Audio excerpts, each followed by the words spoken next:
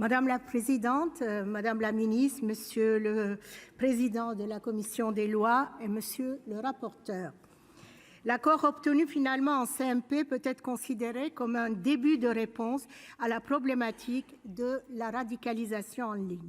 Il est nécessaire d'unifier notre action en adaptant notre législation au règlement européen 2021/784 dans le but de poser un cadre juridique commun et harmonisé pour l'ensemble des États membres.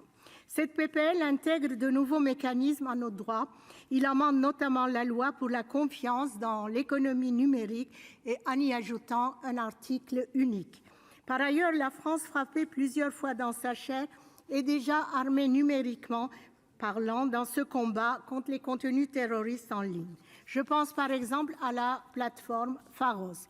Sur l'année 2021 seulement, les enquêteurs de la plateforme dédiée au signalement de contenus et comportements illicites en ligne ont déjà effectué pas moins de 10 000 demandes de retrait de publications à caractère terroriste sur les réseaux sociaux. Ces nouvelles dispositions vont donc permettre de se doter de nouveaux outils pour renforcer notre système de défense numérique. Il m'est impossible de voter contre ce texte, surtout quand on sait que la messagerie Telegram a été utilisée par les terroristes du Bataclan. Nous ne pouvons plus permettre de telles dérives. Il en va de la sécurité de nos concitoyens.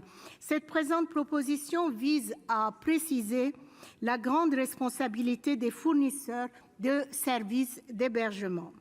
Ces derniers doivent assumer et prendre toutes les mesures nécessaires, appropriées, raisonnables et proportionnées pour garantir la sécurité de leurs services.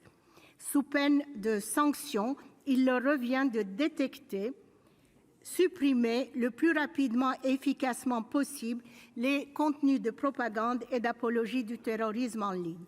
Toutefois, la vigilance des fournisseurs doit être maximale à l'égard de la liberté d'expression et d'information. Le respect de cette liberté fondamentale est signe d'une bonne santé démocratique.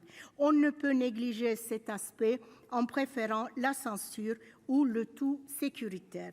Dans le doute, je m'abstiendrai. Je vous remercie.